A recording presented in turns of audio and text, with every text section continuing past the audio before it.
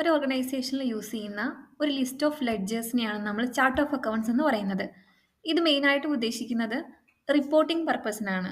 മാനേജ്മെന്റിന് നമ്മൾ reports present ചെയ്യുന്ന സമയത്ത് ആക്യുറേറ്റ് ആയിട്ടും അതുപോലെ അവർക്ക് ഇഫക്റ്റീവായിട്ട് അണ്ടർസ്റ്റാൻഡിങ് പർപ്പസിനുമാണ് നമ്മൾ ഡീറ്റെയിൽഡ് ആയിട്ടുള്ള ചാർട്ട് ഓഫ് അക്കൗണ്ട്സ് പ്രിപ്പയർ ചെയ്യുന്നത്.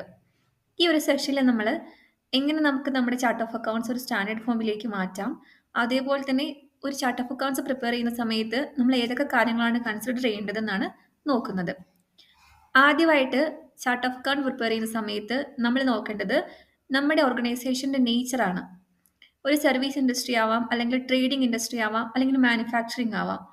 ഈ ഇൻഡസ്ട്രിയിലെല്ലാം different type of chart of accounts ആയിരിക്കും നമ്മൾ പ്രിപ്പയർ ചെയ്യേണ്ടത്. ഇപ്പോൾ നമ്മളൊരു എക്സാമ്പിൾ പറയുകയാണെങ്കിൽ ഇൻകത്തിൻ്റെ സൈഡിലേക്ക് വരികയാണെങ്കിൽ സർവീസ് ഇൻഡസ്ട്രിക്ക് ഉണ്ടാവുക ഇൻകം ഫ്രം സർവീസ് എന്നുള്ളൊരു ലെഡ്ജർ ആയിരിക്കണം. അതേപോലെ തന്നെ ഒരു ട്രേഡിംഗ് ഇൻഡസ്ട്രിക്ക് ആണെങ്കിൽ സെയിൽസ് ആവാം. അതുകൊണ്ട് തന്നെ ഓരോ നേച്ചർ ഓഫ് ഇൻഡസ്ട്രിക്കും ഡിഫറെൻറ്റ് അക്കൗണ്ട്സ് ആയിരിക്കണം നമ്മൾ ക്രിയേറ്റ് ചെയ്യേണ്ടിട്ടുണ്ടാവുക. അടുത്തതായിട്ട് മാനേജ്മെൻറ്റിൻ്റെ റിക്വയർമെൻറ്റ്സും കൂടെ നമ്മൾ കൺസിഡർ ചെയ്യണം.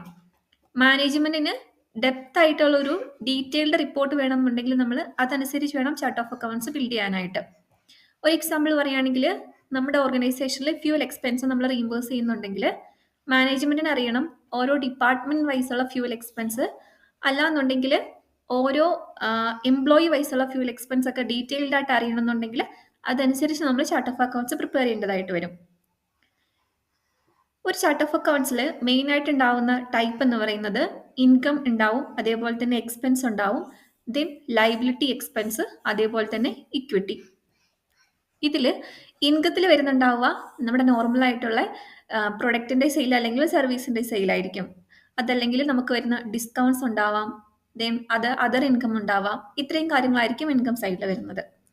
എക്സ്പെൻസ് സൈഡിലേക്ക് വരുന്ന സമയത്ത് നമ്മുടെ ഡയറക്റ്റ് എക്സ്പെൻസ് ആയിട്ടുള്ള പർച്ചേസസ് ഉണ്ടാവാം, cost of goods sold, operational expense ആയിട്ടുള്ള സാലറി, റെന്റ് എക്സ്പെൻസ്, യൂട്ടിലിറ്റീസ്, അങ്ങനത്തെ എല്ലാ കാര്യങ്ങളും ഉണ്ടാവും. അതേപോലെ തന്നെ നോൺ ഓപ്പറേറ്റിംഗ് എക്സ്പെൻസും ഉണ്ടാവും.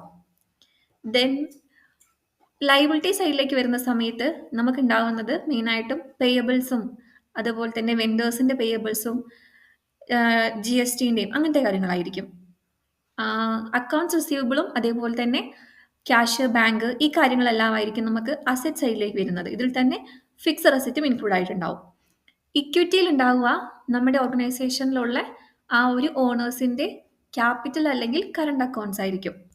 അതിൽ വേണ്ടത് ഒരു അക്കൗണ്ടിൻ്റെ നെയിം ഉണ്ടാവും, അതിൻ്റെ ടൈപ്പ് ഉണ്ടാവണം, അതേപോലെ തന്നെ അക്കൗണ്ട് കോഡ് ഉണ്ടാവും. ദെൻ ഇൻ കേസ് ഇതൊരു സബ് അക്കൗണ്ട് ആണെങ്കിൽ അതിൻ്റെ പാരന്റ് അക്കൗണ്ട് ഉണ്ടാവും. അതും അല്ലെന്നുണ്ടെങ്കിൽ നമുക്ക് ഡിസ്ക്രിപ്ഷൻ വേണമെങ്കിൽ ഓപ്ഷണലായിട്ട് കൊടുക്കാം.